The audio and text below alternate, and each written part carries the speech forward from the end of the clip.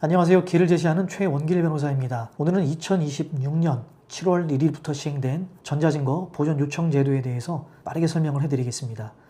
첫 번째로 전자증거 보존 요청 제도가 무엇인가? 2026년 7월 1일부터 형사소송법 제215조의 5가 시행이 되었습니다. 이 법은 검사가 네이버나 카카오 같은 플랫폼 통신 사업자에게 메시지, 이메일 같은 전자증거를 미리 동결해달라고 요청하는 제도입니다. 사이버 범죄 피해 같은 경우에 전자증거를 확보를 하지 못해서 결국 피해를 증명하지 못하는 문제들이 생겼기 때문에 만들어진 제도입니다. 다만 이렇게 전자증거를 동결을 하려면 몇 가지 요건이 있습니다. 첫 번째는 사형이나 무기 또는 장기 3년 이상의 징역이나 금고에 해당하는 범죄가 의심이 되어야 되고요. 그리고 압수수색 또는 통신사실 확인자료 요청을 위해서 필요한 것이 인정이 되어야 됩니다. 마지막으로 증거가 사라질 긴급한 경우여야 됩니다.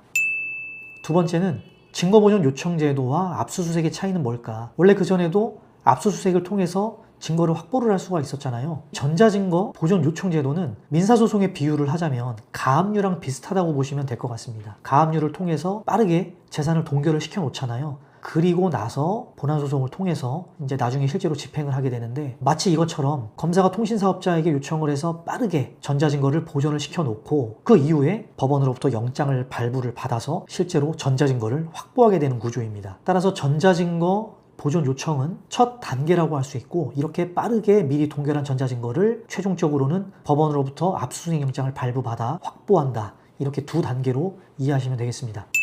세 번째는 이 제도가 왜 생겼을까요? 물론 사이버 범죄 피해를 당했을 때 전자증거를 확보하지 못하는 문제를 해결하기 위해서 생겨난 것인데, 실질적으로는 우리나라가 부다페스트 사이버 범죄 협약에 가입을 하면서 이와 관련된 입법을 하는 게 필요했거든요. 협약에 가입을 하면 해외 플랫폼이나 서버에 있는 전자증거도 형사사법 공조를 통해서 확보를 할 수가 있게 되고, 이렇게 되면 그동안 증거가 해외에 있어 손쓰기 어려웠던 사건들에서 대응할 수 있게 된 것입니다.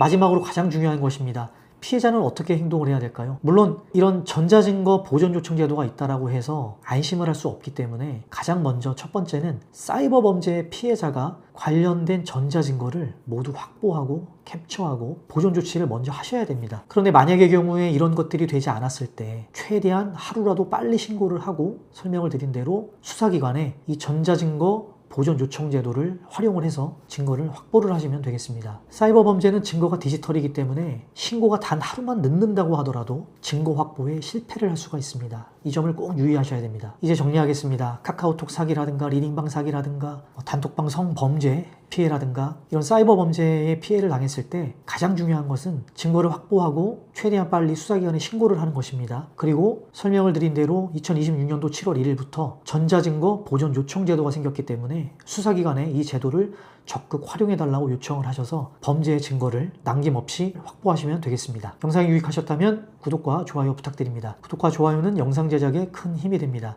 길을 제시하는 최원길 변호사였습니다.